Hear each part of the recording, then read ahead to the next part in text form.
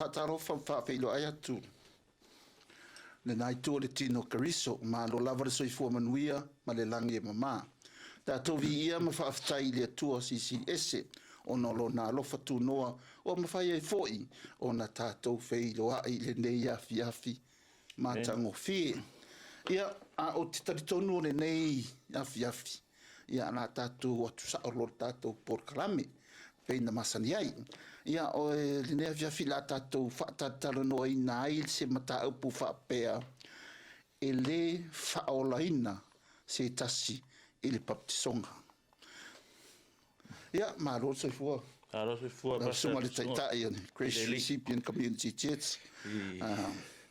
Pastor Efeso Fonoti, le nei afi mātango fie. Ia, o te tatono la whapeona ta whasawali le afi. Ia, lea oi pastor.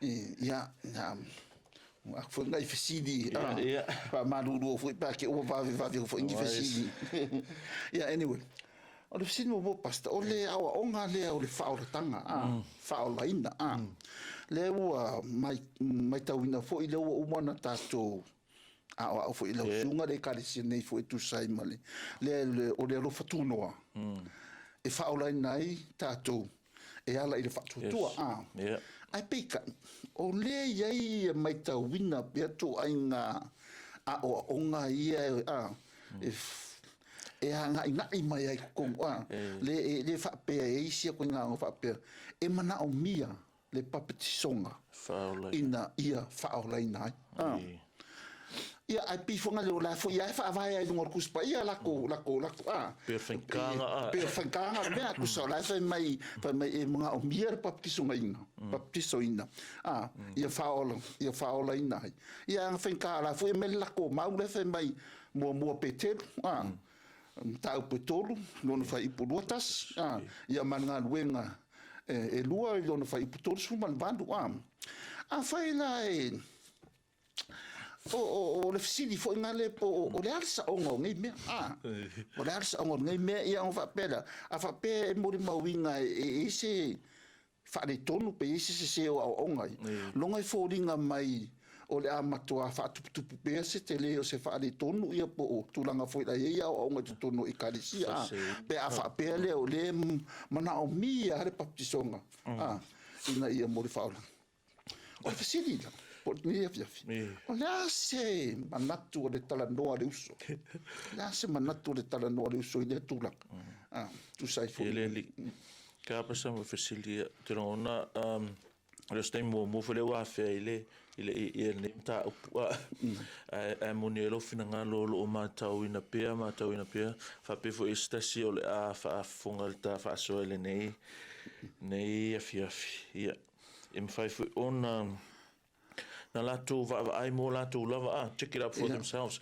ile o fano no anga lava lea ia te auia personally ole ona o tangata ua fetoso ina sol i lea o onga malea o onga ala ta atia lava ia le o onga whaavaima manino le onga tuspa ia pe lava ona e sau noa ina o le whengatao le mea onga ele o se tusi e se matuspa ia la whaonga e tangata o la whaonga tuspa ia alua ila wa fa pe o le onga le la ale fa mai tātou e le tonu male sa tusa mala onga tuspa ia ona fa fe ngai mamea le tom fa fuita ue o el tātou e kalesia o longo inga la afa pe o laise o le popolenga o le tofi so se fe au so se tai fama oni ile afion pa ia le tu alofa ile tu ile ngaluenga ale tu o le expose por failo me nei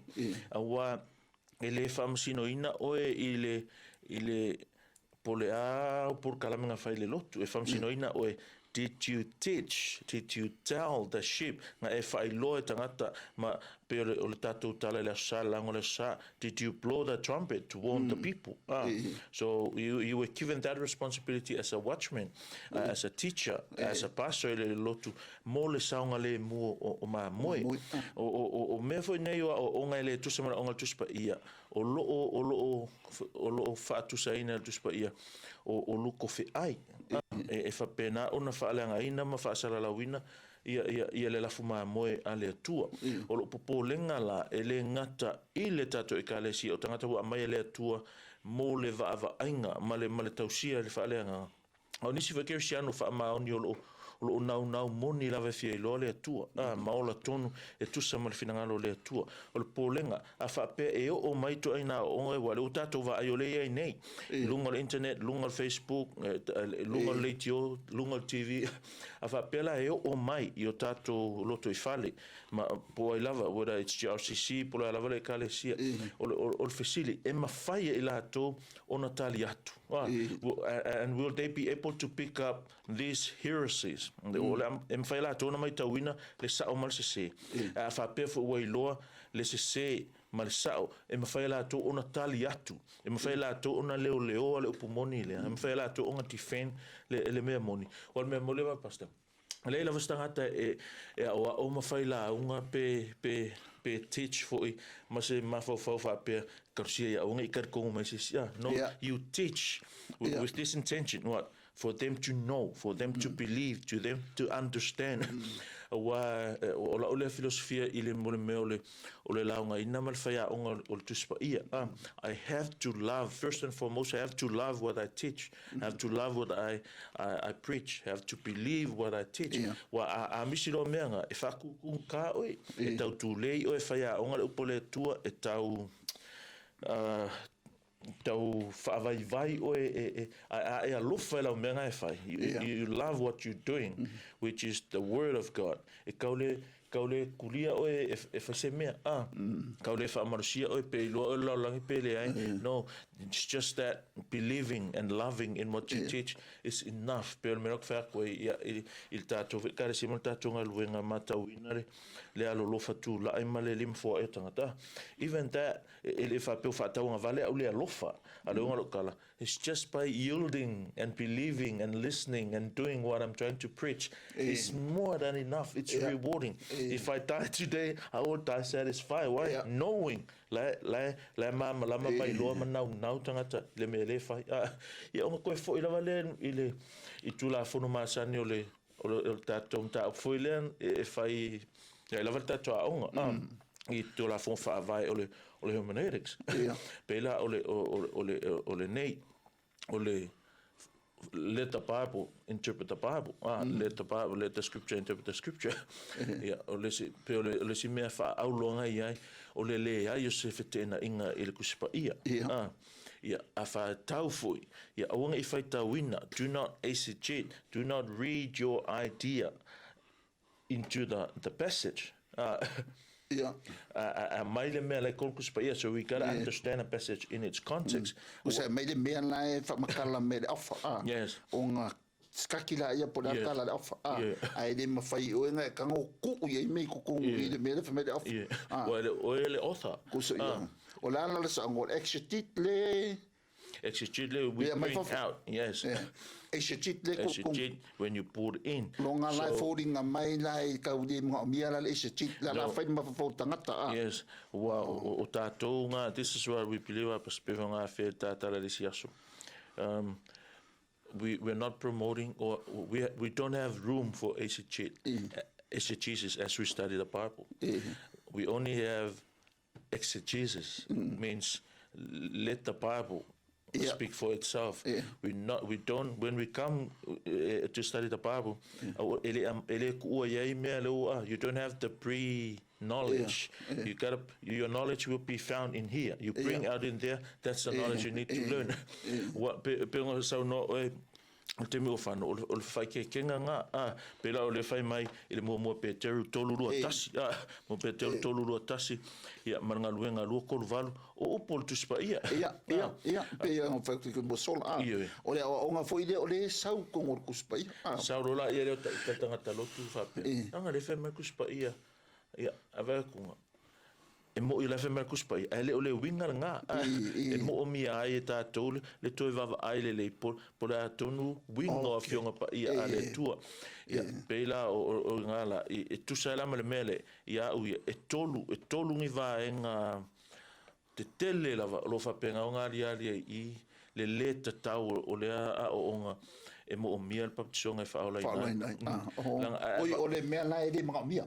ele mga O le nga inga re ka ke o le fiafingi. E le mga it's mia. not essential. It's not essential. It's commanded, but it's not essential. Pe ang fatu manatua e pe lava tatu upu e lua condition and result. Pe ang fatu wherever we go about it kuspa ia ile theology, ile soteriology, you'll always come across those two words.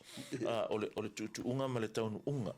Ia ava aile ia il kala kuspa ia ile mo pe te kolulu kasinga. Ia ele ki o foi a whaaseina ia tangata mai kara kuspa ia NSP corresponding to that baptism now saves you, see, and I viva mai, and this water symbolizes dirt from baptism that now saves you also, not the removal of dirt from the body. So lo fai mai sa o Papatisoga e Faaolaina ai fa mai fasamo o le faatusa fo ilea mea o le Papatisoga o lo faaola mai ai nei ia o tou longo winga that sounds like that e fo linga fa penga ai le o le winga le na la ia e mo o mi ai le toe va ai le ma va ai atili e pe fo la o le ngaluenga lua tolu valu mai ina san mo ia ma ia Tasi ma Papatisoina o tou uma ele suafa Yesu Keriso mo le whaamangaloina o ngasala. Talking about whaamangaloina o ngasala, that's salvation. Wa ele se meka os Faaolaina ele whaamangaloina o ngasala. E alang Faaolaina i tātou wa umon whaamangaloina a tātou o ngasala. I lewa ai I vaenga ia tulu. O le mea mua lawa if we apply those law of hermeneutics. O le mea mua lawa I loa ai le se o lea I mean, let's say le error. This is a heretical teaching. Era la leila ile fai mai e Faaolaina ile Papatisoga. Ma le couple of times over couple of times over a couple of preachers say this in need. Ele ai maskau alo fai mai sa they even called ko nga view le fai mai ngale fatu tua Faaolaina for my false teachings. O nga o le fai mai I mo mia le Papatisoga e Faaolaina ai. Yeah, e ui lava that sounds like, but that's not what the Bible says. Okay.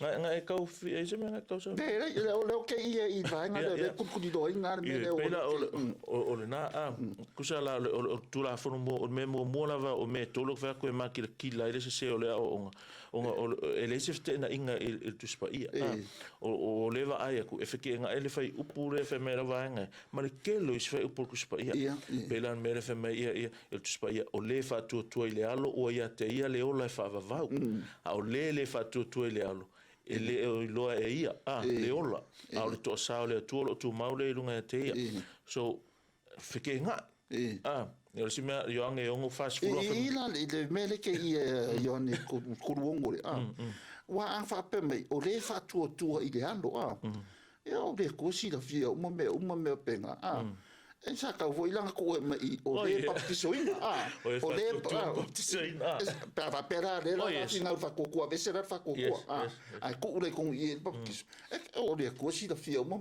e ia me uma ke fa ia fa pele ko o le pa le Papatisoga le alo o le Papatisoga le alo ia e ona fa va clia katarenga o e mga mia la Papatisoga pesa o le pasta pe ia ngar fa punga mai o le fa tu I le alo o le upura I o fa ko pe ia no fa ko ke mi nga sola pesa o do ke ka ku ku ko ai por ma o le mau ngia fia ele panga mia yes ele mana o mia le Papatisoga mana o mia lo ngara sa ka ngai mer Papatisoga I fa punga le pe nga ka la pe la ele se mele anga Papatisoga ba o le tatu Talanoa le Faaolaina Faaolaina o le short Faaolaina yes wa even Papatisoga ia o le me ka fai o le me ka fai pe o le me le ka ki o le applying o le Papatisoga nga I le Faaola pe sa o le Yeah. Ia, pe foi la o le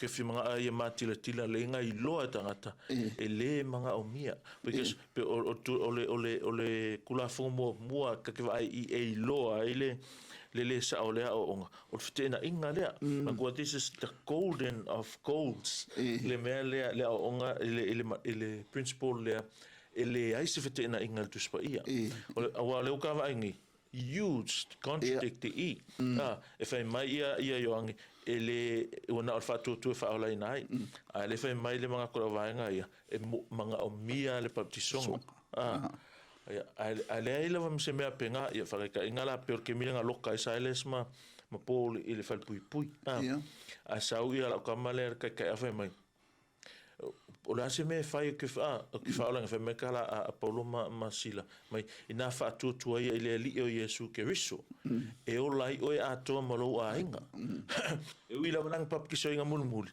ale ka o se Papatisoga i nang al fatu io ama pela umano fa ko kura o ia so al ka vale kama lo le mal ko inga fioki ele a faina le lato Faaoletanga le nga laua maua le me e manga o mia o le talitonu po o le faatuatua na upu vai ia ke no se ka ele mea talitonu o le faatuatua o le talitonu lava ngā kuas e kasi ale upu lai fali liu mai o mana ele Roma e fai upu e lima fai mai o le ua le nga lue fai la si malo o mea ia Paulo o le ua le nga lue ai faatuatua i le na te taua mi o tonuina le ua faale matau ua ta ua lo na faatuatua o le ami o tonu Pastor fai ia nga koe kau whaarau lau ke le merka mane sao e whainga koe kau kala i kua le e whapunga lea romet fast fai mai kala a Paulo a o le ua le nga lue ai faatuatua i le na te taua mi tuina le ua faale matau o kakanga e whatatau o kalanga o le e taua mi o tonuina le ua faale matau o lo whatatau i le atua a fai mai a o le ua le nga lue e fia e lale pa ie i a le o le uanga kala o kanga e le vai pea a o le ua pa ie ai faatuatua e le uanga kala ala sa o le de winga o sa o kala Paulo a o le e le nga lue ina ia Faaolaina e leo ka ua rasi Papatisoga i pa theologically e la vea i o me e kaulo e Paulo ia me o ngā luenga pe akarangoainga e le mtauptusi le Faaoletanga o mea umala tātou te whai ina ia maua Faaoletanga mea uma o le tausia o le tūlafono o le Papatisoina o i tātou o le ame o pa ia o le usitai pe on fa we don't ele lei uskai ele lei ale faalongo mang fangafa le lei e ke visiana la kala le la fa tu apas e ono fa se nai ma ono ta uai le o li nga Efeso mo zavea o le makwai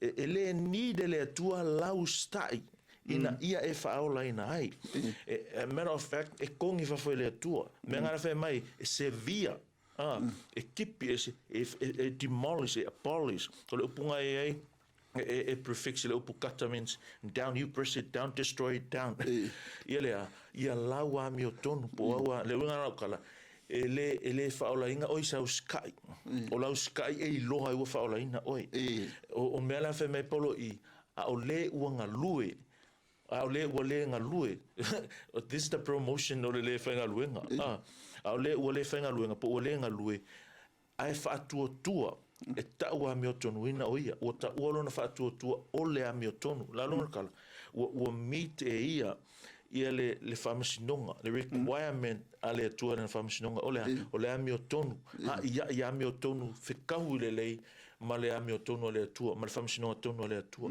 e le ima se ami o tonu whapenga o ngā o le ami o tonu a Yesu le iai kako theology le i le when I say kako I'm not saying GRCC I'm saying Christians le theology le Christiano justification imputation of righteousness ta o ami o tonu ina So all those things, redemption, me o mga elavea ai le me kara paulo i au le o le nga lue ai fa tua i le na ta wa me tonuina le o fa le mata le tua le mai o ta o lona fa tua o le a me tonu.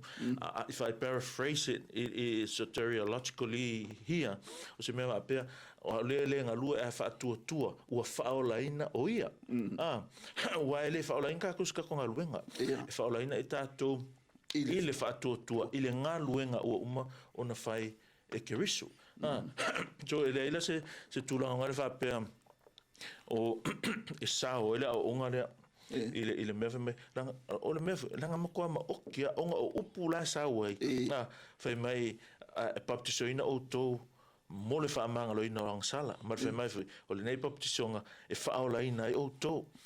But you gotta read that you gotta read the whole verse. Read the verses before and verses after and the whole verse. Then look at it. It's totally the opposite. O le mea rau whalo mai, ma le mea le tati ai. E le o haruka lai o le whaola. E se le mere anga i le whaasanga ia io. A le ua koso mai le mea o whaola inga ngau whaamamrama. Longa lai fōringa mea o le whawhika uli o le... pe o le lavo le doa ko pe la wa foi o le mai ala o ngai nunga kuspai a le la foringa mai e le sim ka u ka Faaolaina a le wa vakule res o e la lo Faaolaina pe o menga ne e dunga la foringa mai e le se a o nga foi la pe foringa mai o le lo le le anga ai e mo mia ele fa mo la lotu e masa ili topito po le ale fina ngaro le tu ai ala le Efeso le lua e fai upu valu ma leiva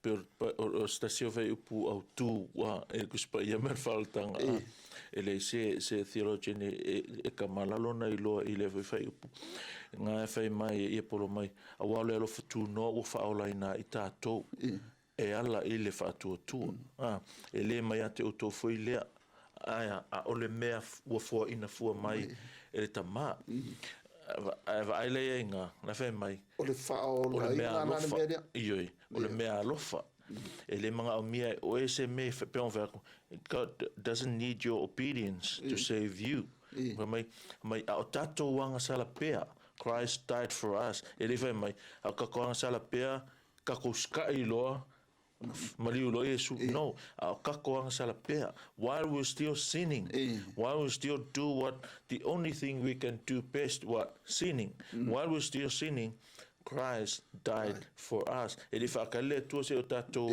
le lei awai e whakale forever whakale ka paulu whakale ka awhi whakale loa ele ia kura stop so o le memo muala nga e alai onga shoki le onga lea fete na e male resto kuspa ia pe on vaku ele se fete na ia lo sekega inga that's a red light tells us there's something wrong somewhere because this is our conclusion pe ole floor ka ole misio this is the floor what is the floor no one above no one's above if you're saying this is the floor we play on the floor everything has to be done on the floor or floor la no contradiction ile kuspa ia e ia lo la se me un folinga contradict there's something's wrong ele se la kuspa ia because the thing is lo ye contradict fa mega ko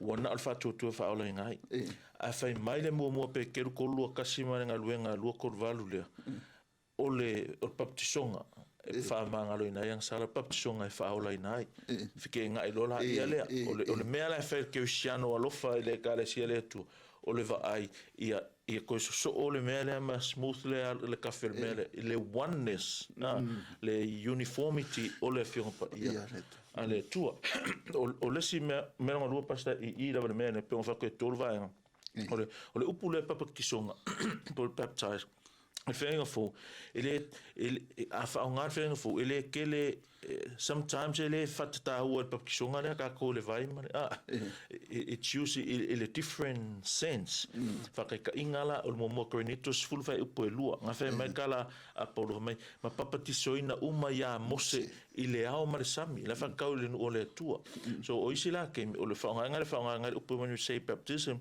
it means the union or identification we unite together or we identify together with Christ. When we got baptized, we identified together with Christ in his death, burial, and resurrection. Saus kemi ka fai ka lo le fe upuako. Ko le se imera uli ia ngore mere mai paptisonga Faaolaina. Ai le fe ka le fe upuato. Il fe upuato. Mai vai o Paulo le Roma no fe upuato mai. To te leilo ea o itato nei umana paptisoina ia keriso Yesu. Mera o fe koe. Na paptisoina itato ilona maliu. Like we are identified together with him in his death. Ia man kalatia kolulu fiko mai awa o to umalava na paptisoina ia keriso wa o to ofu ia keriso. It's not necessarily, not all the times. It refer it paptisonga le ile vai.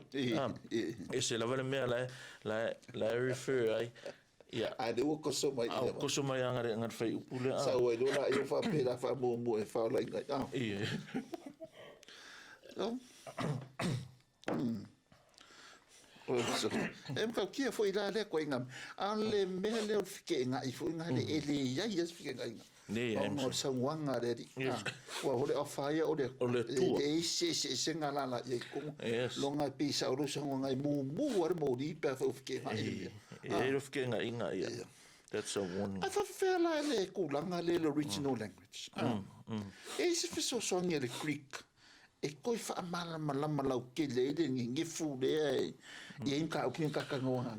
O la se ko vore me e koi ko fo e koi nga e koi su e mai le e tu singo de o le is if so song o le Greek ko ngole kulanga.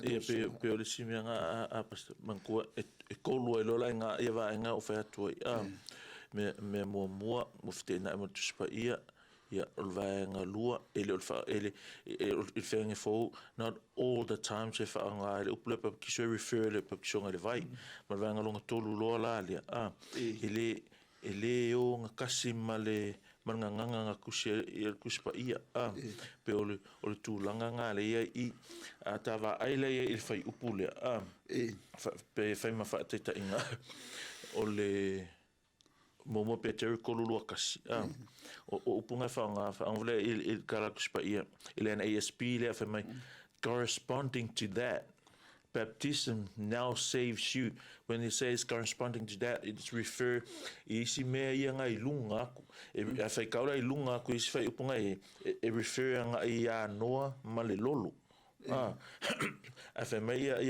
let's translation NIV and this water symbolizes the same Greek word corresponding same Greek word le symbolizes o upulanga fa nga inga o antitopos e sa o upalangile antitype something that is represented by a symbol o se kai pe o se mea faakusa so familiar my symbolizes and this water symbolizes baptism that now saves you so is it a papkisonga? No, it's not a papkisonga. It's not a papkisonga ilevai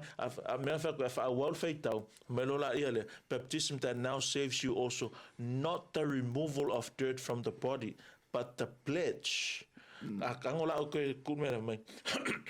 And this water symbolizes baptism. What baptism? The pledge of a clear conscience to God.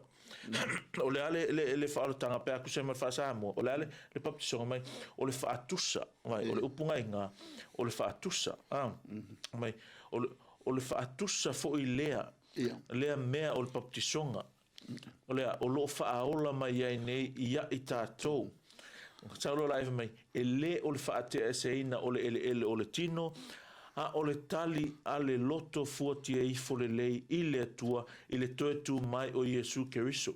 O le papakisonga lei i e refer pe au kanga kipi ese umane mea ngai le vā. Ngai mai o lo faaola mai an, mai o le faatusa fo i le mea o le Papatisoga.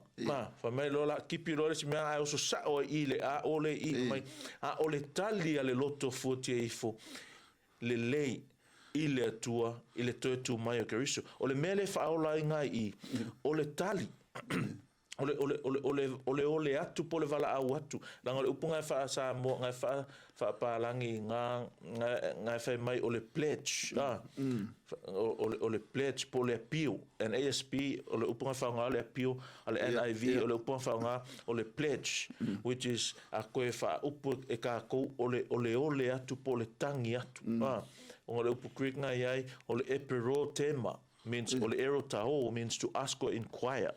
Longo inga fika ole upulea ole demand. Ole epinga eluma means upon or on. So longo inga ole inquire upon or demand on or answer upon. If kau I mai ia e upunga o ila la fe mai karakuspa ia. Ole mere fa ola ngai I ele ole Papatisoga. A ole tali atu le loto fuati e ifo le lei I le atua I le toe tu mai o Iesu Keriso. O le whaolotanga I le toe tu, the resurrection. It's not, ele o ka elenga le vai lea, le Papatisoga le vai. Mea o upunga e makirikile ngā o le pat ma le not. Not the removal dirt from the body. If I all like and this water symbolizes baptism that now saves you. What baptism that saves you? Not the removal of dirt from the body, but the pledge. It's the pledge that saves us. Call upon the Lord. Whoever will call upon the Lord will be saved. When you know tato vala awatu. Alan me alanka vala o tato talitonu, o tato fatuatua. Fo ila vala yelele Efeso le lua valu o le fatuatua e Faaolaina. E Faaola ka ko e fatu. Ai le o Papatisoga. Le la o se I mai le o onga le. O le faspiko lava le. I misi ako ai. The whole verse, the whole verse is this. O le fatusa foi lea mea o le Papatisoga. O lo Faaolaina mai ai ne I tātou. Nala la kungaka I ngā. Ele o Faaolaina ka ko le Papatisoga ngā. A faauaula faikau. Mai ele o le faatea eseina o le ele o le tino. No, it's talking about this water. Tipping in the water, that baptism, ele Papatisoga ngai Faaolaina ngai. O la Papatisoga Faaolaina ngai. O le tali a le loto fuati e ifo. Le lei I le atua, I le toe tu mai o Iesu Keriso. So, mea vakoi, it's a deep, it's a very profound teaching. Not everyone will be able to comprehend it. Le mo mi aile. Le relax o tato ia wa a whaalongo inge. I can imagine pe le whaalongo ngisi o our friends malato sa wato a onga maa. Sorry. But there's no other way. And this is probably the simplest mfaieta ua onka whewha mamalamal mea lea. Because the thing is, ele se tala tawa ni ai, ele mea lea, ua matua lo fia ai ile circle o le Christianity ia o ongangi ele ngaka I mea uli o palalangi e o la ve tatanga sa mo o lo fa o Papatisoga la ko me mo wel fa o ngo fai upulava nei pero ngo vai tu fai kau ku la fai mai o ngal fatu tua ale fai mai e mo me Papatisoga ngai lo la something's happening, something is wrong. What is wrong is zero tato I loa. You gotta put your trust ile tuspa ia ele sefte na inga. That's the floor la vanga ele ai sefte na inga ai lo sefte na inga ngai lo la ia me lo fare ko ele me ngo kup ele me nga se e mo miel to e va ai le ai malo ma ele ta mga Ia e akangia mai ai le maka upu fo ngā le page forwarding o le lavo le iloa. Ia ma le whamakalainga o le script. Le o lava ako koonga. Le mafua e whikenga inga rea. Mafua ele o ngā le tau lea. Ia o koe ngā mea le whape le lava. Ku ua lui ko kongu ma mea la inga ke noa. Iwa di whamakala lo le mea la pe den kakar ngoi mua. Au kangoro ku ui ko kongu mangi mea whangari. Pe sa au lea. Kongu i inga ngai ala inga famous ko inga kupo. O ni to telen si o to e whai mai a wau. Whai mai wa e sili atu o ngā strict i alo tō whamasinonga. E sea, langa le o inga ngai se sea I se sea kuai ma iska le winga this is one of the applications ka kula ngola la sapas like you gotta know how to blow this trumpet ele ngola ko feu le pule oi langa la ka alo ka miki fa pe it's a friendly pattern la ili ale lo ole sfa ingal mera o so this is what happened here se sele lingal pule se sele le doctrine le nga lulola ia le o ka pule nga ia le o langa pe nga fa ko ala o ki fa ko alo pap ki so nga ia lo lang ia por pule foi fa nga lo langa o nga umang pap ki so ai sea wrong doctrine se sele o e le fa la inga se pap ki so nga e le anga pap so no ai le fa la inga se si wana o le mana o tala le Faaolaina e whātua e tātou I le tua I lona alof tu noa Faaolaina rau kāko e le lau seisi le ima se mea mali tātou piko there's nothing from our side Faaolaina I kāko ona ole atua a le fe foringa le manga o kāko kus kako me kong kāko papkise vari foi le kikiro le kuranga ia faftai foi I fai punga le mo petelu e tolu rotas ia marenga duenga lua tolu vanu le foringa mai funga le o se fai upu le le manga o mia le papkisonga inga ia Faaolaina ko inga o mia ko inga Amerika kikiro ma fai anga ko faalau kele kiki mai ar kulanga o fai puye do wa de vo man ka ge pe ingi si meo e kikiro e ngaluenga lo tolu val fai ka o kusa le an me nga wa pe o fai upula vai e mai e tangata nei tal tonu e Papatisoga Faaolaina ai wa kele lo po e maka ingi si o video so maka e pas suli mako e the whole thing Papatisoga the whole thing Papatisoga ngai Faaolaina Papatisoga Faaolaina Papatisoga Faaolaina le karango e me ka ulo li e Efeso lua ma le yoange ko le lua po o misi le yoange ma le yoange se fulu ola le mele o kia ko ile lo ko nga me o manga ko foi nga winga ia e kaka foi nga le mai se John mai po isi ti lito nga ki po ke ti lit me ai e ko nga me la fa pe foi nga le o fa ko cha la el ti lit ko nga be o la ele fa upura Efeso lua valu mariba non ale ma ko ai misi vai ma fa contradict okay e la mele le mele fa le kongo ini pensando in lo sunga le ngaluanga nga lu tolu valu nga fe meika la a luka I fe mai ina sala mo ia a mi no pekelu le anga le la unga le me pekelu ina sala mo ia mai ta simpatisoina o to ile suafo Yesu Keriso le upula le veseng malo meno la ia mo le fa manga lo ina o sala in other words faaulotanga ele se me ka os faulkanga ele fa manga lo inga sala meno la ia ona mole o tole me fo ai fu mai o le ngang pa ia kein ele se me ka os faulainga ele se ngang pa ia o le me la fe mai ia te tasi o to ma papatisoina o to uma ile suafo Yesu Keriso mole fa manga lo inga sala first and foremost ele mangalo ni anga sala ise Papatisoga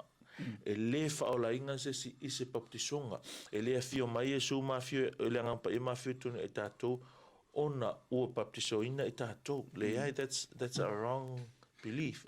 Repent and be baptized, every one of you, in the name of Jesus Christ. And this is the word, Pastor, of mine, for the forgiveness of your sins. And you will receive the gift of the Holy Spirit. And ISP, repent, and each of you be baptized in the name of Jesus Christ for the forgiveness of your sins, and you will receive the gift of the Holy Spirit. I remember not once, not twice, ngā where mele ingisho Bible study, e tato I kālesia. Ai ongo lewo oi ile o mai whaakasi ma le mua Peteru, korua kasi, e au ankoe o ska kalpu, because this is the question. Do we still believe in this? So the word is ole ngang kuspa ia pe ole upule whaonga I whai mai ole for the forgiveness of sin. Ole for la e kele anga whaonga for ilea in the resultant use or the causal use. E kele whaonga pe in order to or because of. Ila e leo whaonga ai wa ia leo pu e lenginga le preposition e lenginga ka ole hina. Hina, it's always lava ole in order to. E leo whai mai Faaolaina a me papatisoina auto hina, papatisoina auto in order to be forgiven or in order to be saved. E leo whaonganga la ngā le I, e leo le upu whanga le I, o le upu le I, o le upu e is. Mostly la wai whaaliliu for. Lea lai whaonga la uli ia NASB ma la NIV whai mai in the name of Jesus Christ, papikiso elko for the forgiveness of your sins. Ole upula for le I, e leo whaaliliu in order to. In order to be forgiven of your sins. It's resulting, means because you are forgiven of your sins, therefore be baptized. Mai papakiso ina ia whamangalo ina o toang sala mangkua. Context again. Peter is preaching to these people lewa umanga na matawina wa Faaolaina. Na matawina wa whaima ma recipients ole anga pa ia ma recipients ole launga. So however that is laid out chronologically, the truth is ole upule whaonga I ole upunga eis means for. It also means into, it also means by, but here in this context, most of the translators whaonga le upu for. Ole for la le I, it's not in its causal usage. It's not in order to. It is because of. Because your sins are forgiven. Because, in other words, because you are saved, therefore be baptized. Ai fole le ngā solonga o le whenga phone. O le mea mua rawa lea, e kupu, e Faaolaina ro kaka, whai mai loa, papikiso. Pei whaola, ka manga o Filipo o Philip ma kamaloa le ngai, whamkala lei, umalo, su el vai papikiso ai, the very first thing, o le vai, ai se vai ngai ngā kau koe, ngā papikiso ai. Why? Because that's the first thing. O le malisi mea, o le papisonga la vai le vai. It's an evangelical act. It's an outward witness, outward expression. O le change leo kupu ko ka ko. Le fa mai lo ma. O le papiso nga papatisoina I tātou le maliu o Yesu. O le alu lalo o ele vai ma lo ko sau lunga. You identify ile death, ma le burial, ma le resurrection o Yesu. It's nothing to do with the forgiveness of sin. E le mangalo sianga sala. O le whailonga ua mangalo au wanga sala. E o whelar kakuskai, pero no vatui. E whaapei lava onga le Faaolaina, kakuskai. E le Faaolaina voi kakuska papakisonga. Ai o le uskai, e loa ua Faaolaina kakou. O le papakisonga, ioi. O le result, e loa ua Faaolaina, e kakou. O le outcome result o lo whaorokanga. O ila o kaka Faaolaina le karango I ele mea. Yes. E le ngaka o le kau o mai Faaolaina. O kaka Faaolaina. Le karango e. Vai context nga o kemi o le aso Pentecoso, Faaolaina kaka ma faasoso. So this is o kele foi la o lotu aso ngai. E koso mai la vale experience nga. That's a unique experience. Why?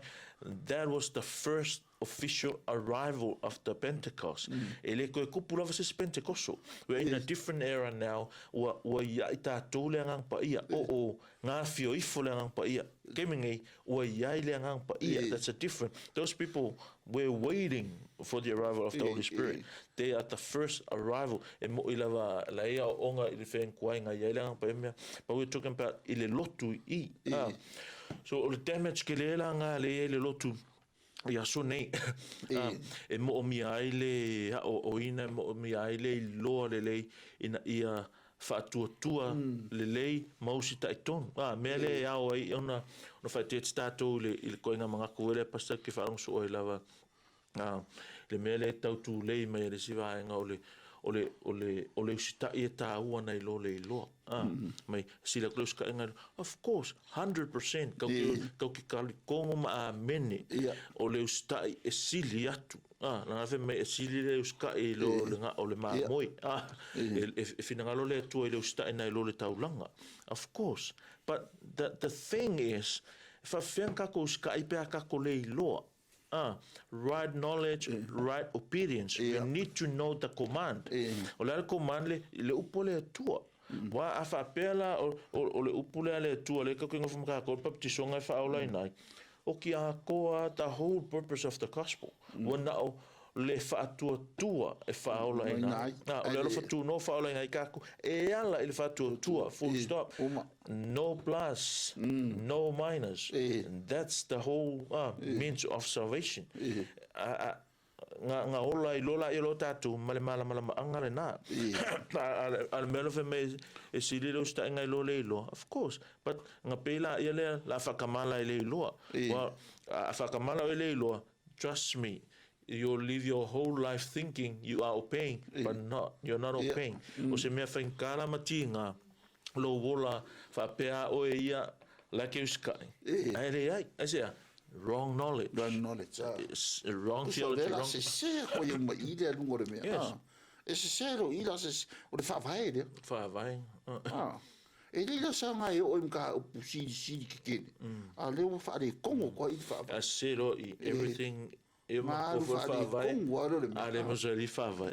Ele o ki a koa the whole thing. E sa o ia pale mo kongo le wingo le mea. Yes. Ia wafkai pasta. Whapea la fo inga le lea o ngā lea. Lea ua muri ai tangata. O le fesili. E whaolainga la ngi haka tani tonu. E muna o mia le Papatisoga ina ia whaolainga. Whaolainga ia kanka. Whaolainga ia kanka ia... Le... E karkongo o Papatisoga. E whaolainga. O kalaka mai apasta. E le ai. Ai sea, leanga foi wanga o tala leia ia ke se whaolainga ai. E vai kala paulona whai a Korinito. Whai mai nga e loa. Na e loa mai loa lai titi le kala leilea. Which leads to salvation. What that tells us, ngā lang whaolainga la kamale, la ngā o ina, ngai loa. Because you cannot put your faith is a mea ke rei loa. That's blind faith. E ke whātua I lea tua ina ua e loa. E ke uska I lea tua ina ua e loa na fionga. Whaimaka a Yesu e loa la langi o sa o ko pe au tō whaia mea o te whaatonu atu ai. A whaapea la e whia alu o e mwhaimeo sa o Yesu ai le loa e oe whakongunga ia Yesu. Ko mansa Yesu ar kuspa ia. How can you obey? Or maybe you're obeying, but wrong obedience. E leo le mea ngā e se whakongunga ngai ke alu. E se mariu ngā ni. E se mariu ngā. E o warko ngā mea e usikai.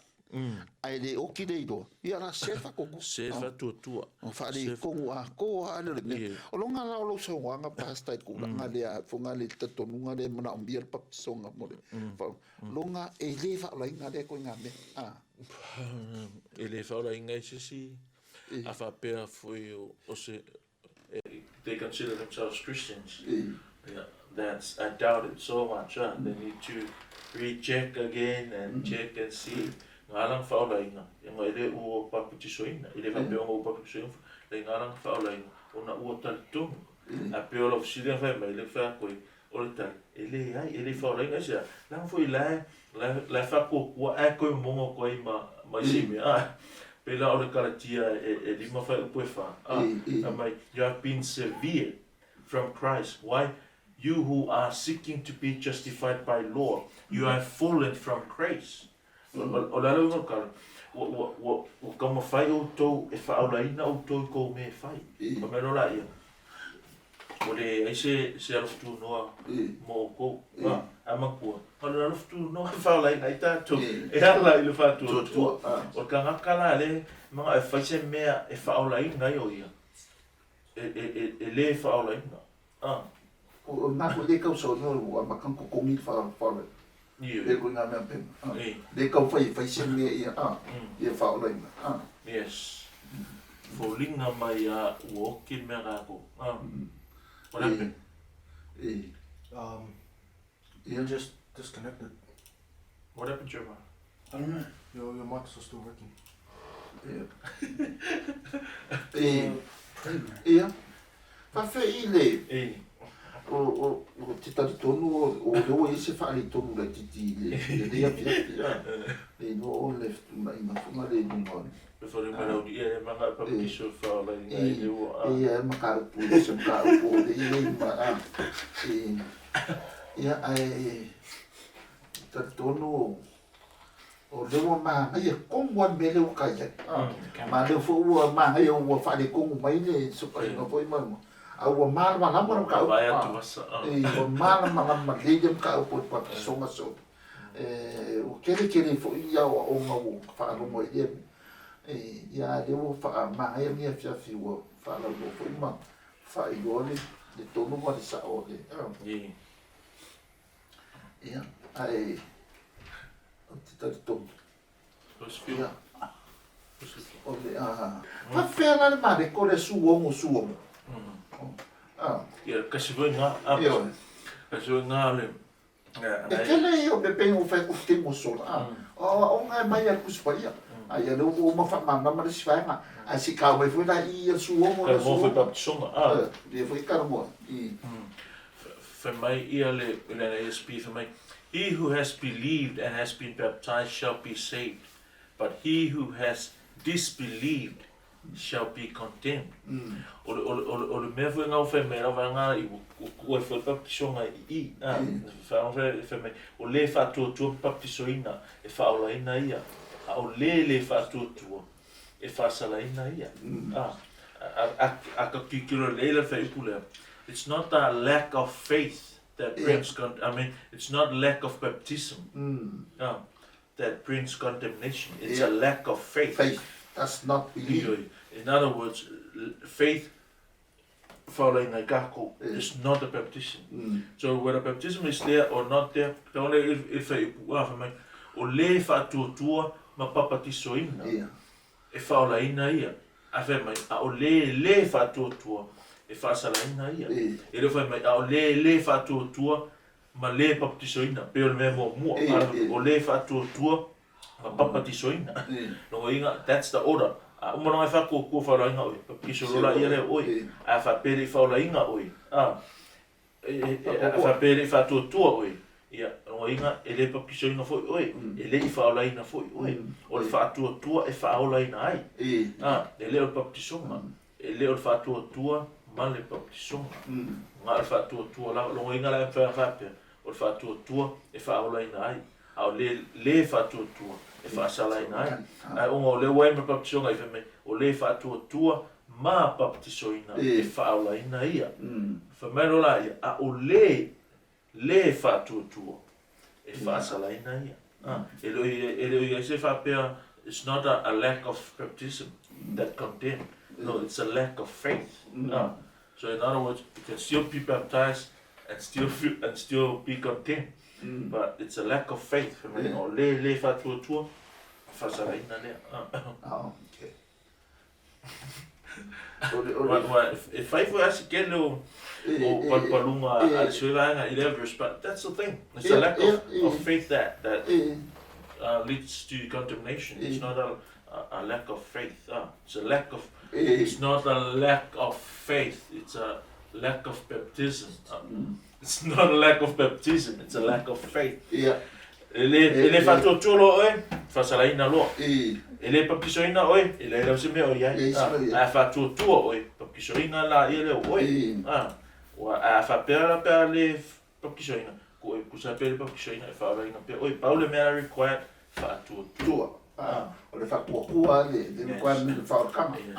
Faaolaina. O te e kia me I le whatuatua. E le o le papisoga. Le unga duena. E le unga duena. Ia, ka whaiuia, ngea whiawhitisiri nea. E te taula ona papatisoina le kirisia. E ka kaua ngā kapsininga pere o ngā papatisoina. E whai ue fulene ia. E te tau. Whanau le tua e te tau. Longa la e whaamau ia fuina o le papatisoina. O le mea taunu whai. Mea taunu whai. Ai le se mea o ngā ai o le whaolaina. A ke le whaolaina ai. E aranga papatisoina e tātou. Ona ua whaolaina e tātou. E le papatisoina e tātou ina ia whaolaina. Mea wako e tuunga, maritaunu unga, condition and result. We need to be baptized. Why? As a result of whaolaina e tātou. Not to be baptized as a condition to be saved. E whaolaina e tātou. O sili, e taulang papatisoina ke sian. E te tau. E sea, simply, o ngā lai whaatonuina i tātou. Lai whaatonuina i tātou i tuspa ia. Ia ma o le pattern lava ngā, langa kuwa ai e le early church history. O le whaolaina, papatisoina, whaolaina, papatisoina. A le papatisoina ina ia whaolaina. Le ai e whaolaina loa, ia, e tau kirisiano o na papatisoina. Na wai whelesi vaenga, o le whain papatisonga, o ngā whain mai. E le whaolaina i sisi, of course e le whaolaina i sisi, but we need to obey. Ma mio tātou stai, ia whionga o tātou li. O kūlanga ngā are pasta. Maro se fua pasta le nea whiawha. Whai asina whainga. Kāre te tō mata. Yes, it is. O le whainga tāma tāu, o le mai atu spai ia. Whoi no mai tū te e tāu kua. E le whapea o mai whawhatu ma tu spai. O le a mai tu spai ia whoi iso. I vai ngā ia o whapitau ia lea. O le lamo le doa. Ia te awa ia pia o tu le tūranga lea. Ia e mana o mia e whoi la le mana ma leo sai di. Nga matulanga wapena. Ia le matai tuor ko ia ngai fu ko le quick ke ka fu nei singa mal mama le ki original language. Ia fa ngo fi ai ona pa Talanoa ma fa tu langa le tu langa ia i ta si o le tu spa. Ia vele de fia te do pe si me te to fi Talanoa ai fa la te le pele ta pu le fia.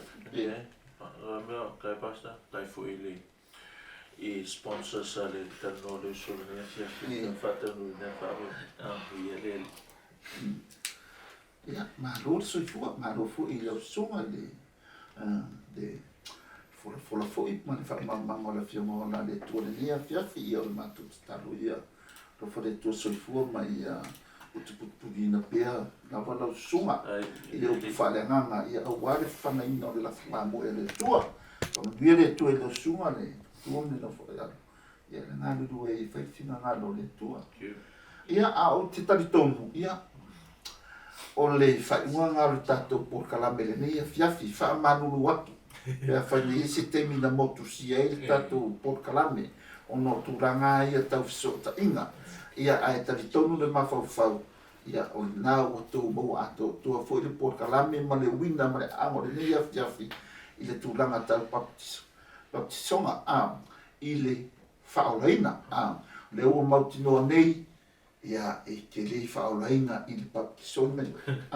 ana o lea le whatuatua lo whatunoa e ana le whatuatua ia tatitonu o la whaiwa I le tatua fiafi tō tukidoa mai le mea sufou tasi fo imta upu si ona mana ia o la whapea ona whailoa tu le mea sufou le Talanoa le Uso ai tatitonu ia whamanuia le atua I lo roto le nea fiafi sua fo Isu. Amen.